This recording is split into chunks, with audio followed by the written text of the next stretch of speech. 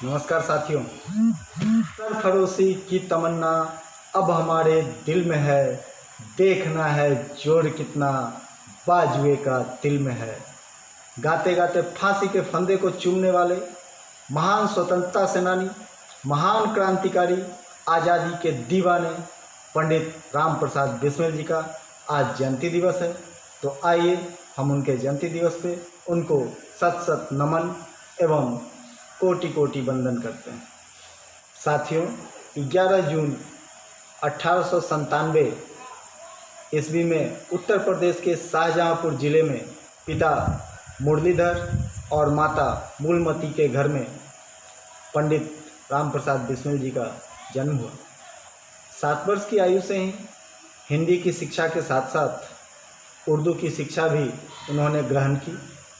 पंडित राम प्रसाद बिस्मिल महान क्रांतिकारी ही नहीं अपितु एक गीतकार, साहित्यकार, शायर, अनुवादक, बहुभाषाविद एवं गीतकार भी थे। भारत माता को स्वतंत्रता की बेड़ी से छुड़ाने के लिए, आज़ाद कराने के लिए पंडित राम प्रसाद बिस्मिल ने हिंदुस्तान रिपब्लिकन पार्टी का दामन थामा, भगत सिंह के संपर्क में आए और भगत सिंह के साथ मिलकर कई ऐसे कामों को किया, अंजाम दिया, जिससे कि वे अंग्रेज़ों के आंख पर चढ़ गए। मैनपुरी कांड, काकोरी कांड को अंजाम देने के बाद वे और सुर्खियों में आ गए। उसके बाद अंग्रेज उन्हें पागल कुत्ते की तरह ढूंढने लगे। 9 अगस्त 1925 को रात में चंद्रशेखर आज़ाद, राम प्रसाद बिस्मिल, राजेंद्र लहरी, अशफाक उल्लाह खान, रोशन सिंह सहित कई क्रांतिकारियों ने एक योजनाबद्ध तरीके से लखनऊ और आलमनगर के बीच में काकोरी नामक स्थान पर ट्रेन से जा रहे सरकारी खजाने को लूट लिया। लूट के इस कांड को इतिहास में काकोरी कांड के नाम से जाना जाता है। खजाना लूटने के बाद चंद्रशेखर आज़ाद किसी तरह अंग्रेज़ों के चंगुल से बच निकले। पंडित राम प्रसाद बिस्मिल, अशफाक उल्लाह खान, रोशन सिंह और राजेंद्र लहरी को देशद्रोह के षड्यंत्र में गिरफ्तार कर लिया गया और सामूहिक फांसी की सज़ा सुना दी गई।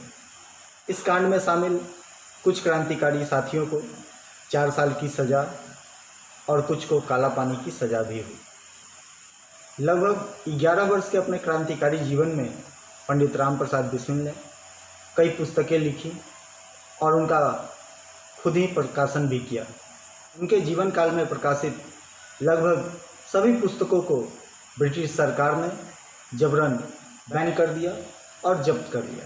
आज़ादी के इन दीवानों को 19 दिसंबर 1927 ईस्वी में गोरखपुर जेल में सुबह 6 बजे सामूहिक फांसी दे दी गई।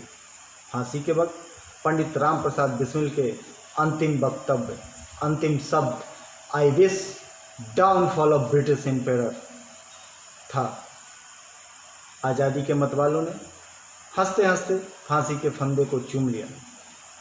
कैदी नंबर 9502 यानी पंडित राम प्रसाद बिस्मिल जेल में भी सबके प्रिय थे। जिस दिन उनकी फांसी हुई सारा जेल रो रहा था। जिला जेलर प्रेम सागर सूत्र बताते हैं कि पंडित राम प्रसाद बिस्मिल को फांसी दिए जाने के बाद हजारों की संख्या में जुटी भीड़ ने जेल की दीवार तोड़कर जबरन उनके पार्थिव शरीर को अपने कब्जे में ले लिया।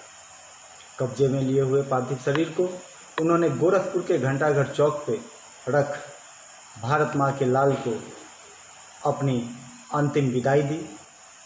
बिस्मिल के अंतिम संस्कार के वक्त उनके माता पिता भी गोरखपुर आए थे। पंडित बिस्मिल का अंतिम संस्कार राप्ती नदी के किनारे हुआ था।